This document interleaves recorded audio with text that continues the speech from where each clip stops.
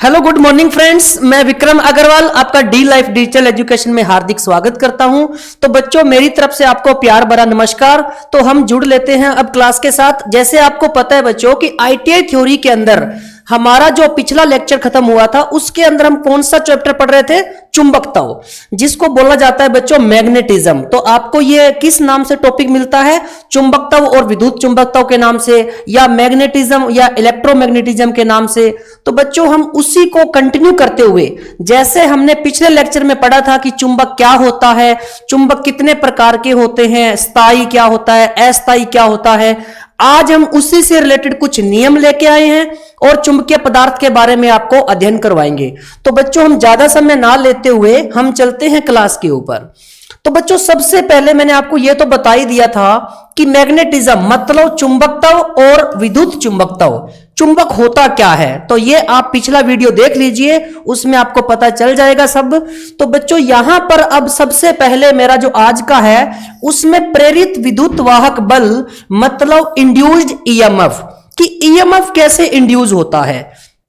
तो बच्चों, जब किसी चालक में विद्युत चुंबकीय प्रेरण के फलस्वरूप, ये मैंने आपको एक सिद्धांत बताया था, विद्युत चुंबकीय प्रेरण के फलस्वरूप पैदा होने वाला विद्युत वाहक बल प्रेरित विद्युत वाहक बल कहलाता है। और इस प्रेरित विद्युत वाहक बल के कारण चालक में बहने वाली विद्युत धारा प्रेरित विद्युत धारा कहलाती है। बच्चों, इसमें आपको पता चल गया होगा, जैसे मैं अगर बात करूं कि कोई एक कॉइल है, ठीक है ना, कोई एक मेरे पास कॉइल है, अगर मैं इसको सप्लाई देता हूं बच्चों, यहां से मैंने इसको सप्लाई दे दी, ठीक है ना, अब मैंने इसको दे दिया सप्लाई। तो सप्लाई देने पर इस कॉइल में क्या पैदा होगी बच्चों? विद्युत धारा प्रवाहित होगी, और विद्युत धारा प्रवाहित होगी तो कॉइल के चारों ओर क्या बन जाएगा? चुंबकीय क्षेत्र बन जाएगा। और ये जो चुंबकीय क्षेत्र बना है, इस चुंबकीय क्षेत्र में जो आपका फ्लक्स उत्पन्न होता है हम उसे क्या बोलते हैं? चुंबकीय फ्लक्स। और बच्चों, वो चुंबकीय फ्लक्स जब समय के अनुसार परिवर्तित होता है, कहने का मतलब आपकी धारा अलग होगी, चुंबकीय फ्लक्स अलग होगा, फिर थोड़े समय बाद आपका चुंबकीय फ्लक्स अलग होगा, मतलब फ्लक्स आपका समय के अनुसार परिवर्तित होता जा रहा है। तो बच्चों, जब आपका फ्लक्स समय के अनुसार परिवर्तित होता है तो इसके अंदर ईएमएफ पैदा होती है, जिसे हम कहते हैं प्रेरित विद्युत वाहक बल, इंड्यूस्ड ईएमएफ। तो बच्चों, यही मैं आपको बहुत क्लियर से बताऊंगा कि कैसे फ्लक्स पैदा होता है। तो बच्चों, आपका जो फ्लक्स पैदा हुआ वो किसके कारण पैदा हुआ? इसमें जब विद्युत धारा प्रवाहित हुई, तो यह लिखा हुआ है किसके कारण? चालक में बहने वाली विद्युत धारा प्रेरित विद्युत धारा कहलाती है, मतलब इंड्यूस्ड करंट। तो अब हम इसका जो फॉर्मेट है, ईएमएफ कैसे इंड्यूस होता है, तो वो दो टाइप से होता है। एक होता है बच्चों स्टैटिक, एक होता है डायनेमिक, जिसको बोलते क्या है? स्थितिजन्य और गतिजन्य। तो चलते हैं हम नेक्स्ट। देखिए, सबसे पहले मैं आपको बता देता हूं कि जो ईएमएफ इंड्यूस होती है ई, उसका फॉर्मूला होता है BLV sin थीटा। तो बच्चों, इसके अंदर बी क्या है? पहले ई या वी एक ही बात होती है।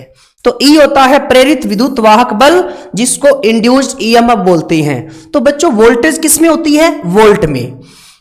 बी क्या होता है? चुंबकीय फ्लक्स घनत्व, जिसको क्या बोलते हैं बच्चों? Weber per metre square. और इसका फॉर्मूला हमने पिछले वीडियो में लिखा था, B बराबर होता है बच्चों फाई बटा ए। तो फाई किस में होता है? वेबर में, और एरिया किस में होता है? Metre square. तो weber per metre square. L जो है बच्चों वो चालक की गति है, ठीक है ना। L जो चालक की गति नहीं है, चालक की लंबाई है बच्चों, जो किस में होती है? मीटर में।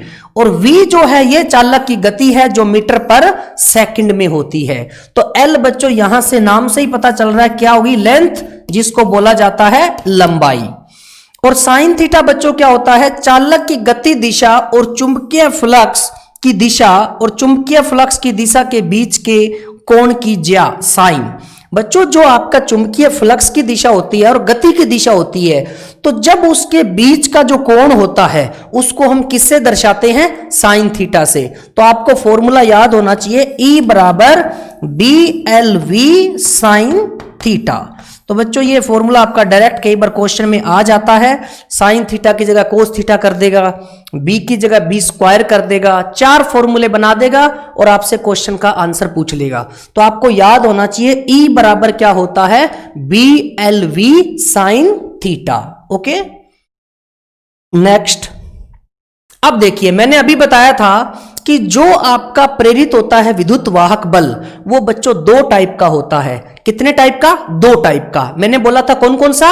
एक होता है अल्टरनेटिंग जिसको स्टैटिक बोला जाता है, एक होता है बच्चों कौन सा? गतिजन्य जिसको डायनेमिक बोला जाता है। तो यहां पर पहले स्थितिजन्य प्रेरित विद्युत वाहक बल अल्टरनेटिंग मैग्नेटिक फील्ड जिसको कहा जाता है। तो बच्चों ये होता क्या है, यदि कोई चालक किसी प्रत्यावर्ती चुंबकीय क्षेत्र, प्रत्यावर्ती का मतलब होता है बच्चों अल्टरनेटिंग मैग्नेटिक फील्ड में अवस्थित हो तो वह स्थित अवस्था में चुंबकीय फ्लक्स परिवर्तन में बाधा डालता है और फैराडे के सिद्धांत के अनुसार उसमें विद्युत वाहक बल कहलाता है। तो बच्चों जैसे आपने देखा होगा कि ट्रांसफॉर्मर है, क्या है बच्चों? ट्रांसफॉर्मर। ये ट्रांसफॉर्मर है, ये इसके बीच में मैंने कोर लगा दिया, ठीक है बच्चों। यहां से मैंने आपका सप्लाई लगा दिया और यहां पर मैंने लगा दिया लोड। क्या लगा दिया? लोड। अब ये बीच में बच्चों आपका क्या है, ये N1 N2 टर्न्स हैं। तो आपको पता है कि जब मैंने सप्लाई दे दिया तो यहां पर बच्चों आपका धारा प्रवाहित होगा ना। धारा प्रवाहित होगा तो बच्चों इसके चारों ओर क्या बनेगी? चुंबकीय क्षेत्र रेखाएं बनेगी और चुंबकीय क्षेत्र रेखाएं बनेगी। फिर फैराडे का म्यूचुअल इंडक्शन जो सिद्धांत होता है, तो पहली वाइंडिंग में जो फ्लक्स उत्पन्न हुआ है उसका कुछ भाग इस सेकेंडरी वाइंडिंग के साथ भी लिंक कर जाएगा और उसमें भी ईएमएफ पैदा हो जाएगी। तो बच्चों वो तो ठीक है, परंतु यहां पर स्थितिजन्य ये क्या मतलब हुआ? ट्रांसफॉर्मर बच्चों घूर्णन भाग होता है क्या? कोई घूर्णन भाग नहीं होता। जैसे मशीन होती है, मोटर होती है, इंडक्शन मोटर है या डीसी मोटर है, तो बच्चों उसके अंदर जो आपका रोटेशन होता है, रोटर आर्मेचर, तो वो रोटेट करती है, घूर्णन करती है, मतलब गतिजन्य, जैसे गति से प्राप्त, है ना। तो यहां पर बच्चों आपकी स्थिर युक्ति होती है ट्रांसफॉर्मर, तो इसके अंदर जो ईएमएफ पैदा होती है उसे बोला जाता है स्थितिजन्य प्रेरित विद्युत वाहक बल, अल्टरनेटिंग मैग्नेटिक फील्ड। तो बच्चों इस प्रकार से आपका ये ट्रांसफॉर्मर एग्जांपल है और यहां पर ये किसका सिद्धांत है? फैराडे का सिद्धांत। नेक्स्ट देखिए, अब मैंने बच्चों आपको क्या बोला था, एक बात ध्यान से सुनना। देखिए, जब मैंने अभी आपको एक चीज बताई थी क्या, कि अगर मैं कहूं कोई एक कॉइल है, ठीक है ना, कोई एक कॉइल है, ठीक है बच्चों। अब इसके अंदर अगर मैं यहां से सप्लाई देता हूं बच्चों, यहां से अगर सप्लाई देंगे तो इसके अंदर धारा प्रवाहित होगी। किसके अंदर? कॉइल के अंदर। तो बच्चों जब ये धारा प्रवाहित होगी आई, तो धारा प्रवाहित होने के कारण अगर ये कॉइल है तो इसके चारों ओर क्या बन जाएगा? चुंबकीय क्षेत्र बन जाएगा। और चुंबकीय क्षेत्र बनेगा तो इस चुंबकीय क्षेत्र में हमारा क्या बनेगा? चुंबकीय फ्लक्स, जिसको मैं कहूंगा कि फाई। अब बच्चों आपको पता है कि जैसे जैसे समय के अनुसार धारा प्रवाहित ज्यादा होगी या कम होगी, वैसे वैसे आपका फ्लक्स भी चेंज होगा। क्यों? क्योंकि बच्चों जो फ्लक्स है वो आपका इसका रोटेटिंग नेचर है। तो अगर मैं यहां पर कहूं तो यहां पर टाइम अलग होगा, यहां पर अलग होगा, यहां पर अलग होगा, यहां अलग होगा, यहां अलग होगा, टाइम के अनुसार चेंज कर रहा है ना। तो बच्चों अगर डी फाई dt के अनुसार चेंज करता है तो बच्चों क्या पैदा होती है? ईएमएफ। और यहां पर नंबर ऑफ टर्न्स जो होती है, मतलब लपेटों की संख्या कॉइल के अंदर, वो n है, वो कांस्टेंट रहती है, मतलब स्थिर रहती है। तो n d phi by dt आपका किसका फॉर्मूला बन गया? ईएमएफ का। और बच्चों यहां से ध्यान रखना कि n के आगे हम क्या लगाते हैं? एक माइनस का चिन्ह लगाते हैं, जिसको बोलते हैं लेंज का नियम। लेंज का नियम क्या होता है बच्चों? जब किसी कॉइल को सप्लाई से जोड़ा जाता है तो उसके अंदर जो मैग्नेटिक फील्ड बनती है, तो वो उसी के द्वारा जो धारा प्रवाहित होती है वो उसका क्या करती है? विरोध उत्पन्न करती है। तो बच्चों यहां पर माइनस का सिंबल किसके लिए है? लेंज के नियम के कारण। तो E बराबर minus N D phi by D T जो मैंने बताया, तो यही चीज है। E क्या है बच्चों? प्रेरित विद्युत वाहक बल जो वोल्ट में होता है। N चालकों की संख्या है, कॉइल की लपेट संख्या। d फाई क्या है, चुंबकीय फ्लक्स की मात्रा में परिवर्तन जो वेबर में होता है। dt क्या है, समय सेकंड में। तो चुंबकीय फ्लक्स का मान फाई 1 से फाई 2 तक परिवर्तित होने में लगा समय। तो बच्चों जब फ्लक्स 1 से फ्लक्स 2 जाते हैं तो उसमें समय में परिवर्तन होता है तो फ्लक्स भी चेंज होगा। तो बच्चों उसको बोलते हैं dt, जो मैंने अभी बताया। 10 की पावर 8 बराबर नियतांक। तो बच्चों यहां पर क्या, जो भी पावर होती है, जो भी कांस्टेंट टर्न होती है, जैसे n कांस्टेंट है, मतलब टर्नों की संख्या जो पहले से फिक्स है वही तो रहेगी, कोई चेंज नहीं होगा। माइनस चिन्ह क्या दर्शाता है बच्चों, प्रेरित विद्युत वाहक बल की दिशा चुंबकीय फ्लक्स परिवर्तन की दिशा विपरीत होती है। और ये किसका नियम है, ये भी लिख लेना। तो ये बच्चों लेंज का नियम है। किसका नियम है, ये लेंज का नियम। लेंज का नियम ही ये बताता है कि प्रेरित विद्युत वाहक बल की दिशा चुंबकीय फ्लक्स परिवर्तन की दिशा के विपरीत होती है। ठीक है, नेक्स्ट। अब बच्चों यहां पर चुंबकीय पदार्थों का वर्गीकरण, जो इतने भी चुंबकीय पदार्थ होते हैं हम उसका वर्गीकरण कैसे करते हैं। तो बच्चों आपको इतना तो पता है कि जो भी चुंबकीय पदार्थ है उसकी चुंबकशीलता के आधार पर हम 3 भागों में बांटते हैं। बच्चों एक होता है फेरो, फेरो को बोला जाता है क्या, फेरो चुंबकीय पदार्थ। नंबर 2 होता है पैरा चुंबकीय पदार्थ और नंबर 3 होता है डाया चुंबकीय पदार्थ। तो बच्चों इन तीनों को हमने अलग अलग भागों में किस लिए बांट दिया, एक तो चुंबकशीलता के आधार पर और दूसरा शक्तिशाली के आधार पर कि कौन सी मिश्र धातु किसमें रखेंगे और कौन से चुंबकीय पदार्थ का कहां प्रयोग करेंगे। तो बच्चों यहां पर पहला जो है वो फेरो चुंबकीय पदार्थ है, जिसको फेरो मैग्नेटिक मटेरियल्स बोला जाता है। तो बच्चों इसमें क्या होता है कि जो पदार्थ किसी शक्तिशाली चुंबकीय क्षेत्र में रखे जाने पर चुंबक बन जाते हैं, फेरो चुंबकीय पदार्थ कहलाते हैं। बच्चों ये क्वेश्चन आता है आपके एग्जाम में कि ऐसे पदार्थ जिसको किसी शक्तिशाली चुंबकीय क्षेत्र में रखा जाए तो चुंबक बन जाते हैं, कहलाते हैं। तो बच्चों आप कहोगे फेरो चुंबकीय पदार्थ। ठीक है, लोहा, फौलाद, निकिल, कोबाल्ट और इनकी जो मिश्र धातुएं होती है ये फेरो चुंबकीय पदार्थ के उदाहरण है। बच्चों जैसे मैं बात करता हूं एल निको, एल निको आपने सुना है क्या, एल निको। तो अगर मैं बात करूं AlNiCO, तो एल्यूमिनियम, निकिल, कोबाल्ट, इस तरीके से मिश्र धातुएं बनाई जाती है। तो बच्चों उसको कहा जाता है फेरो चुंबकीय पदार्थ। अब यहां पर इसका प्रयोग कहां पर करते हैं, देखिए इन पदार्थों की चुंबकशीलता का मान इकाई से काफी अधिक और 1000 तक होता है। बच्चों ये क्वेश्चन है बनते हैं, आप इसको नोट कर लेना कि म्यू का मान जो होता है वो इकाई से काफी अधिक और 1000 तक होता है। और बच्चों इनका प्रयोग कहां करते हैं, तो इनका प्रयोग अस्थाई मतलब टेम्परेरी और स्थाई मतलब परमानेंट, तो दोनों में बनाने में इसका प्रयोग करते हैं। अस्थाई क्या होता है बच्चों, टेम्परेरी, और स्थायी चुंबक क्या होता है बच्चों, परमानेंट। तो परमानेंट और टेम्परेरी में अंतर क्या है बच्चों, परमानेंट स्थायी चुंबक वो चुंबक होते हैं जिसमें चुंबकत्व का गुण लंबे समय तक बना रहता है। और अस्थायी चुंबक बच्चों कौन सा होता है, वे चुंबक जिसमें चुंबकत्व का गुण तभी तक रहेगा जब तक उसको सप्लाई से जोड़ रखा है, जैसे ही सप्लाई से हटा दूंगा चुंबकत्व का गुण खत्म। तो बच्चों वो आपका अस्थायी चुंबक और ये कौन सा, स्थायी चुंबक। ठीक है ना, नेक्स्ट।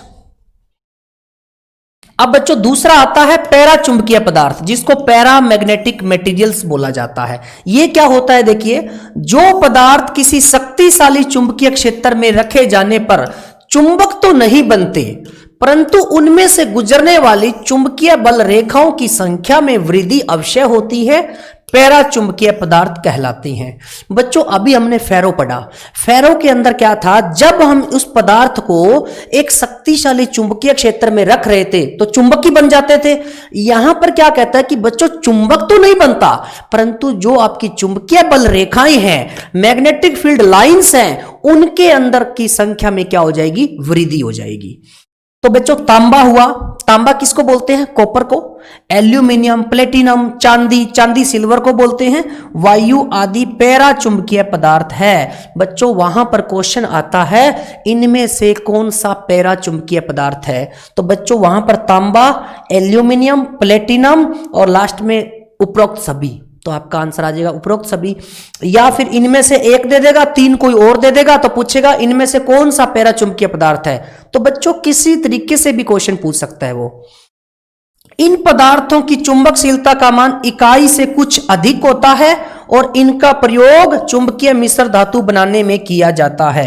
तो इसका जो मान होता है वो इकाई से कुछ अधिक होता है। उसमें तो बच्चों इकाई से लेकर 1000 तक, तो इसमें इकाई से थोड़ा ज्यादा। ठीक है बच्चों, तो ये कौन सा है? पैरा चुंबकीय पदार्थ। नेक्स्ट जो नंबर 3 है वो कौन सा है बच्चों? डाया चुंबकीय पदार्थ क्या होता है? जिसको डाया मैग्नेटिक मटेरियल्स बोला जाता है। जिन पदार्थों को किसी चुंबकीय क्षेत्र में रखे जाने पर किसी भी प्रकार का चुंबकत्व पैदा नहीं होता है, बल्कि उनमें से गुजरने वाली चुंबकीय बल रेखाओं की संख्या भी घट जाती है, वे डाया चुंबकीय पदार्थ कहलाते हैं। अब यहां पर तीनों का अंतर देखिए।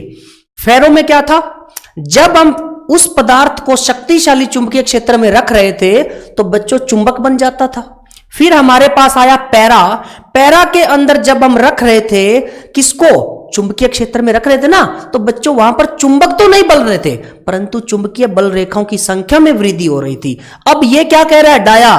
कहता है कि चुंबक तो दूर की बात, इसके अंदर जो चुंबकीय बल रेखाएं होती है ना जो गुजरने वाली, उनकी संख्या में भी कटौती आ जाती है, मतलब कमी आ जाती है। तो डाया चुंबकीय पदार्थ कहलाते हैं। बिस्मथ हुआ, एंटीमनी हुआ, जल आदि इन पदार्थों की चुंबकशीलता का मान इकाई से कुछ कम होता है। इकाई से भी कम हो गया। तो बच्चों ये कौन सा है? Dia, diamagnetic material.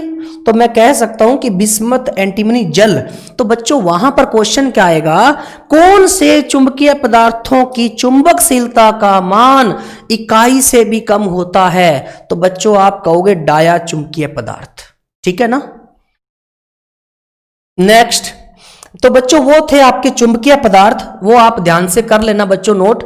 अब कुछ रूल्स आए हैं आपके, जैसे दायां हस्त नियम हो गया, हेलिक्स का नियम हो गया, लूप का नियम हो गया, सिरे का नियम हो गया। तो उनके बारे में थोड़ा सा मैं बताना चाह रहा हूं। ठीक है बच्चों, दायां हस्त नियम होता है जो राइट हैंड रूल, वो क्या होता है? यदि किसी विद्युत धारावाही चालक को दाएं हाथ से इस प्रकार पकड़े कि अंगूठा विद्युत धारा का प्रवाह की दिशा में और उंगलियां हैं वो चुंबकीय बल रेखाओं की दिशा को इंगित करेगी। तो बच्चों जो अंगूठा है ये तो करेगा विद्युत धारा की प्रवाह की दिशा, विद्युत धारा के प्रवाह की दिशा।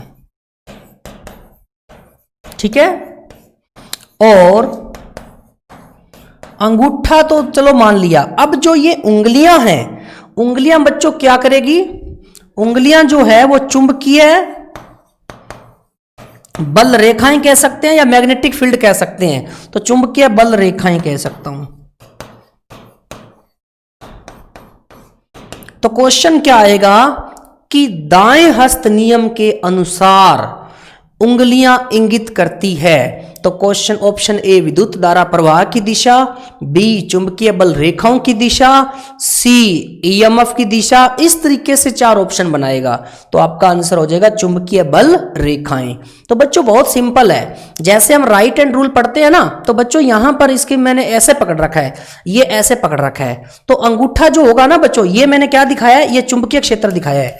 ये क्या है? चुंबकीय क्षेत्र। ठीक है ना। तो अगर यहां पर मैं इसको पकड़ रहा हूं इस तरीके से, अगर मैं अंगूठा बना के आपको बता देता हूं, तो बच्चों ये चुंबकीय क्षेत्र हो गया और ये क्या हो गया? विद्युत धारा को दिखाएगा। ये क्या है? चुंबकीय बल रेखाएं। तो इसके ऊपर भी लिख देता हूं। तो ये आपकी चुंबकीय रेखाओं को इंगित करेगा। तो बच्चों थोड़ा सा डायग्राम बना के समझोगे तो बहुत अच्छे से समझ में आ जाएगा। ठीक है ना। नेक्स्ट देखिए, एक होता है बच्चों कॉर्क स्क्रू का नियम। ये भी आपका दाएं हस्त नियम के अकॉर्डिंग ही है। कॉर्क स्क्रू का नियम क्या होता है बच्चों? अगर मैं यहां पर एक बात करूं, कोई भी कॉर्क है, ठीक है ना, तो यहां से अगर मैं थोड़ा सा डायग्राम से आपको रिप्रेजेंट करता हूं बच्चों, तो क्या होगा? देखिए, कोई भी एक हमारा था, ये धारावाही चालक है और धारावाही चालक है तो इसको हमने यहाँ से पकड़ रखा है अंगूठे, ये अंगूठा हो गया, ठीक है बच्चों। तो इस तरीके से पकड़ रखा है और इसके अंदर जो है आपका, ये मैं कह सकता हूँ कि ये मेरी क्या है, ये आपकी बच्चों चुंबकीय बल रेखाएं हैं। क्या है? चुंबकीय बल रेखाएं। तो बच्चों यहां से मेरे को आप बता सकते हो इसका क्या करोगे, इस तरीके से, ठीक है ना। तो मेरे को यहां से इसकी क्या करनी है, इसकी दिशा बतानी है। तो बच्चों ये तो हो गई आपकी धारा, क्या होगी? धारा। और ये बच्चों आप देख सकते हो ये आपकी चुंबकीय फील्ड रेखाएं हैं। क्या है? चुंबकीय फील्ड रेखाएं या चुंबकीय बल रेखाएं हैं। तो ये धारा हो गई। अब बच्चों यहां से इस तरीके से होगा तो आपका जैसे कॉर्क होता है ना, कॉर्क स्क्रू, जैसे बोतल का ढक्कन खोलते हैं तो वो उसी दिशा में विद्युत धारा प्रवाह की दिशा को बताएगा। तो इस तरीके से चलेगा तो ये इस तरीके से आपका होगा, ठीक है ना बच्चों, इस तरीके से आपका रोटेशन होगा। तो लिखा क्या है, यदि किसी विद्युत धारावाही चालक के एक सिरे पर बोतल की कॉर्क खोलने वाले पेंच की नोक, जो पेंच की नोक होती है, और चालक में जो विद्युत धारा की दिशा में आगे बढ़े तो पेंच की घुमाव की दिशा ही चुंबकीय बल रेखाओं की दिशा होगी। यही तो मैंने बताया है। जैसे आपका कॉर्क स्क्रू का जो नोक होता है, बोतल का ढक्कन, उसको हम जैसे जैसे घुमाएंगे तो बच्चों उसी दिशा में जो पेंच की घुमाव की दिशा है वो क्या बताती है, चुंबकीय बल रेखाओं की दिशा होगी, ठीक है। तो इस तरीके से ये कौन सा नियम है बच्चों, कॉर्क स्क्रू का नियम है।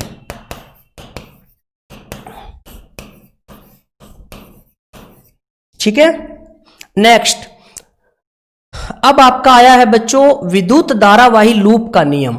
विद्युत धारावाही लूप का चुंबकीय क्षेत्र, जिसको बोला जाता है बच्चों क्या, magnetic field of current carrying loop, ठीक है ना बच्चों। मैग्नेटिक नहीं है, ये मैग्नेटिक है, ठीक है ना। मैग्नेटिक मतलब चुंबकीय होता है। विद्युत धारावाही लूप का चुंबकीय क्षेत्र भी सकेंद्रीय चुंबकीय बल रेखाओं से बना होता है। अंतर यह होता है कि चुंबकीय बल रेखाओं लूप के अंदर की ओर कुछ सघन हो जाती है और लूप के बाहर की ओर कुछ कुछ दूर तक रहती है। बच्चों कुछ भी नहीं है, ये आप सिंपल से एक फॉर्मेट बना लो कि बहुत ही अच्छे से मैंने ये एक लूप बना दिया। अब इस लूप के अंदर अगर मैं बात करूं तो बच्चों इस तरीके से अगर मैं कहूं ये मेरा धारा है और यहां पर क्या है, इस तरीके से कुछ मेरी क्या बनेगी, चुंबकीय फील्ड बनेगी, जो रेखाएं कहती है ना, इस तरीके से यहां पर भी कुछ बनेगी, ठीक है। और इसके अंदर जो है, इसके अंदर भी तो आपकी चुंबकीय फील्ड रेखाएं होगी। ये लूप है आपका, क्या है बच्चों, ये लूप है।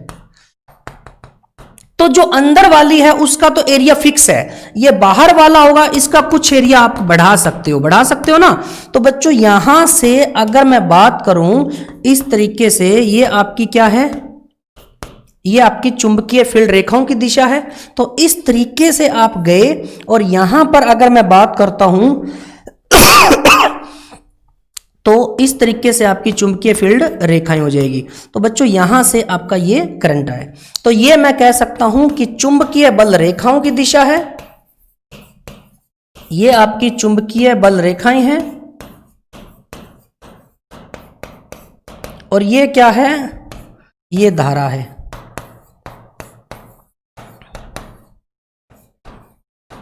ठीक है ना। तो ये मैंने लूप बना दिया।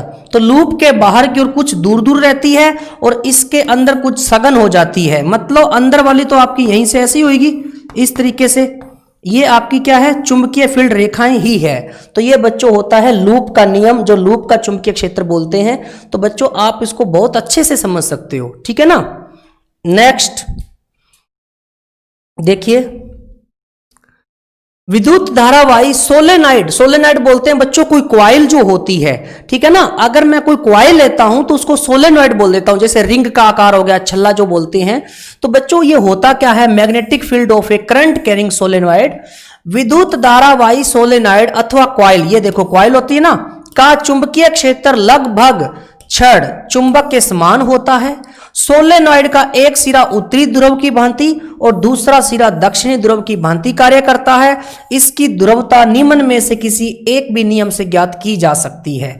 तो बच्चों यहां पर अगर मैं कहूं कोई भी एक कॉइल होती है, ये मैं कह दूंगा कि ये मेरी सोलेनॉइड कॉइल है, तो बच्चों यहां पर अगर मैं एस लिखता हूं साउथ, ये हो गया आपका नॉर्थ, दक्षिणी ध्रुव उत्तरी ध्रुव। तो बच्चों यहां से अगर मैं कहूं, ठीक है ना, इस तरीके से अगर मैं कहूं तो ये आपकी क्या होगी, दिशा होगी, ठीक है ना। अब ये यहां से एंटर किया था तो यहां से एग्जिट कर जाएगा। तो बच्चों ये आपका दक्षिणी ध्रुव हो गया और ये कौन सा हो गया, उत्तरी ध्रुव,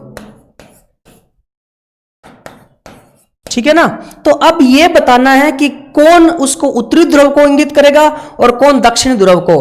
परंतु पहले मैंने आपको सिर्फ एक सोलेनॉइड बना के दिखाई है जिसके दो ध्रुव होते हैं और उसने दिशा पूछी है, तो वो नियम से ज्ञात करेंगे। अभी ये देखिए हेलिक्स का नियम और सिरे का नियम। तो बच्चों ये होता क्या है अभी देख लेते हैं।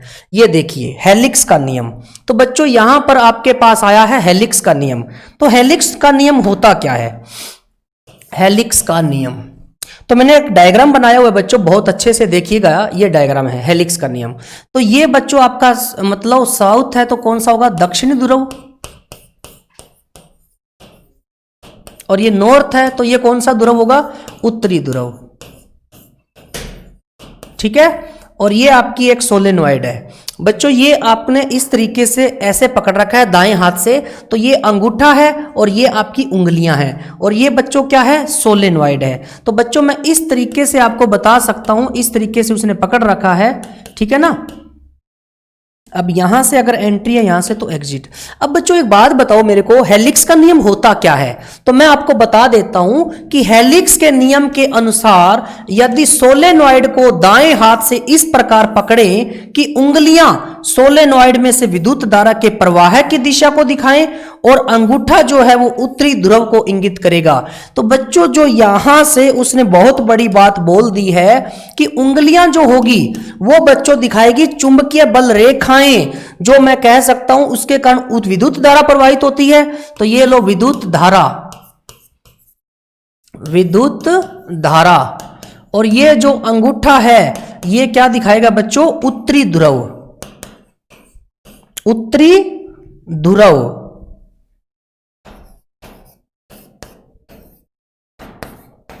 तो क्वेश्चन क्या आएगा कि हेलिक्स के नियम के अनुसार अंगूठा दर्शाता है विद्युत धारा के प्रवाह की दिशा, चुंबकीय बल रेखाओं की दिशा, उत्तरी ध्रुव, दक्षिणी ध्रुव। तो आंसर क्या होगा, उत्तरी ध्रुव। तो और ये अंगुलियां क्या दिखाती है, विद्युत धारा के प्रवाह की दिशा। तो ये बच्चों कौन सा नियम था, हेलिक्स का नियम। नेक्स्ट सिरे का नियम क्या होता है बच्चों, यहां से अपने को पढ़ना है सिरे का नियम। तो सिरे का नियम मैं थोड़ा सा डायग्राम से बता देता हूं आपको, डायग्राम इसके अंदर बना देता हूं मैं, ठीक है ना बच्चों। एक होगा हमारा नॉर्थ, एक होता है तो साउथ, दो ही ध्रुव होते हैं नॉर्थ और साउथ चुंबक के केस के अंदर। तो बच्चों अगर मैं यहां पर नॉर्थ लिख रहा हूं और यहां पर साउथ लिख रहा हूं, तो बच्चों थोड़ा सा इसका मैं आपको एक तरीका बताऊंगा, ध्यान रखना, ठीक है ना। ये इसका भी रीजन है कि मैंने ये क्यों बनाया है। अब देखिए बच्चों, ये जो है आपका कौन सा ध्रुव है, उत्तरी, और ये कौन सा है बच्चों, दक्षिणी ध्रुव। अब पढ़िए सिरे का नियम होता क्या है। तो यहां से आप देखोगे तो क्या होता है, इस नियम के अनुसार यदि सोलेनॉइड के एक सिरे को ध्यानपूर्वक देखने पर उनमें विद्युत धारा का प्रवाह घड़ी की सुइयों के चलने की दिशा में, घड़ी की सुई में कौन चल रहा है बच्चों, ये चल रहा है इस तरीके से, ये देखिए समझ रहे हो ना। तो ये घड़ी की सुई की दिशा में चल रहा है, तो उसको कौन सा बोले, इसको दक्षिणावर्त भी बोलते हैं। तो दिशा में है तो यह सिरा दक्षिणी ध्रुव होता है। ये कौन सा ध्रुव है, दक्षिणी ध्रुव, ठीक है। और जो विद्युत धारा प्रवाह की दिशा घड़ी की सुई की दिशा के विपरीत एंटी क्लॉकवाइज जिसको वामावर्त बोला जाता है तो वह सिरा उत्तरी ध्रुव होगा। तो इसका निशान ऐसे है, तो ये देखिए बच्चों, अब यहां पर ऐसे है तो ये देखिए इस तरीके से घूमेगा ना। तो बच्चों यहां पर ये एंटी क्लॉकवाइज है, वो क्लॉकवाइज है, तो ये कौन सा ध्रुव होगा? उत्तरी ध्रुव। तो ये दोनों डायग्राम बच्चों आपके किसके हो गए? ये सिरे के नियम के आपके डायग्राम हो गए। तो सिरे का नियम आज के बाद नहीं भूलोगे ना। जब घड़ी की दिशा होगी विद्युत धारा प्रवाह की तो कौन सा होगा? दक्षिणी ध्रुव, और विपरीत होगा तो कौन सा होगा? उत्तरी ध्रुव। ठीक है, नेक्स्ट। तो बच्चों इस तरीके से हमने आपको चुंबकत्व के बारे में बताया, उसके साथ साथ कुछ रूल आपको बताए, जैसे आपके चुंबक के बारे में, जैसे सोलेनॉइड कॉइल था तो इसके अंदर सिरे का नियम हुआ, हेलिक्स का नियम हुआ, दाएं हस्त का नियम हुआ कि ये क्या क्या बताते हैं, और विभिन्न प्रकार के आपको चुंबकीय पदार्थों के बारे में भी बताया। तो बच्चों आई होप कि आपको बहुत अच्छे से समझ में आया होगा। इन चीजों को आप नोट कर लीजिए और यहीं से क्वेश्चन बनते हैं कि इनमें से कौन सा डाया चुंबकीय पदार्थ नहीं है या है। तो बच्चों अगर वो 4 ऑप्शन देता है तो ये पूछेगा कि नहीं है, कौन सा नहीं है, तो 3 पैरा के उदाहरण दे देगा, 1 डाया का दे देगा। इसी प्रकार हमने जब ये रूल पढ़े थे लास्ट में, हेलिक्स का नियम, सिरे का नियम, दाएं हस्त का नियम, तो वहां पर देखिए आप, अब अगर मैं बात करता हूं तो हेलिक्स के नियम में अंगूठा क्या दिखा रहा था? उत्तरी ध्रुव को। और वही बात करता हूं दाएं हस्त के नियम में, अंगूठा क्या दिखा रहा था? विद्युत धारा प्रवाह की दिशा। और वही बात अगर मैं थोड़ा सा मोटर के केस में चला जाऊं, फ्लेमिंग के बाएं हस्त नियम, फ्लेमिंग के दाएं हस्त नियम, तो सबका अपना अलग अलग है। वहां पर अंगूठा मोशन को दिखाता है, चालक की गति को दर्शाता है। तो बच्चों इस तरीके से जो मैंने आपको बताया है इसको अच्छे से रीड करिए और अपने ज्यादा से ज्यादा दोस्तों को भी बताइए, और लाइक और सब्सक्राइब बच्चों ठोक के कर दीजिए, ठीक है ना, इसमें कंजूसी मत बरतिए। और अपने फ्रेंड्स को भी बोलिए कि YouTube चैनल पर dlife.fun लिखिए और वहां पर आपको ITI थ्योरी जो चल रही है इसका आपको वीडियो भी मिल जाएगा। तो बच्चों उसको आप देखकर उसके बाद आप क्या करोगे, गूगल पर जाकर dlife.fun लिखकर इस ऐप को डाउनलोड भी कर सकते हैं और वेबसाइट पर विजिट कर सकते हो www.dlife.fun पर। तो बच्चों मैं बहुत जल्द आपको नेक्स्ट वीडियो में अच्छे इसके क्वेश्चन के साथ, प्रश्नोत्तरी के साथ मिलूंगा। इतने आप एनर्जी के साथ क्वेश्चन बनाते रहिए और खुश रहिए। ओके बच्चों, थैंक यू, बाय बाय।